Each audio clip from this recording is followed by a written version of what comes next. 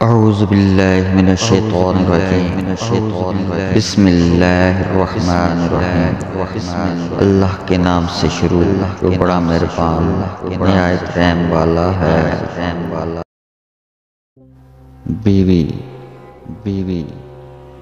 بیوی سے آہستہ اور نرم لہجے میں بات کریں۔ بیوی کا دل بہت نازک ہوتا ہے۔ یہ سنت نبی صلی اللہ علیہ وسلم ہے کہ بیوی کے ساتھ نرمی سے پیش آؤ، چاہے خود کو کمزور ظاہر کرنا پڑے، بجائے اس کے کہ بیوی پر ظلم اور سختی کر کے خود کو دلیر ظاہر کرے۔ شریعت کا حکم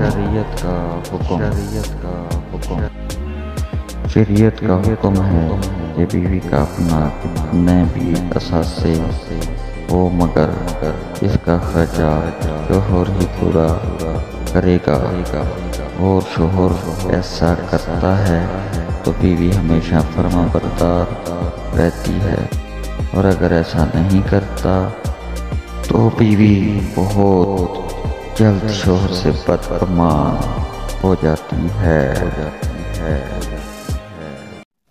فرمان حضرت علی رضی اللہ تعالی عنہ۔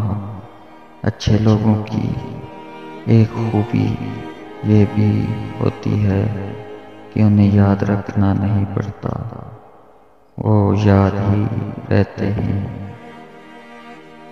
حضرت علی رضی اللہ تعالی عنہ نے فرمایا، صبر کی دو صورتیں ہیں، جو ناپسند ہو اسے برداشت کرنا، اور جو پسند ہو اس کا انتظار کرنا۔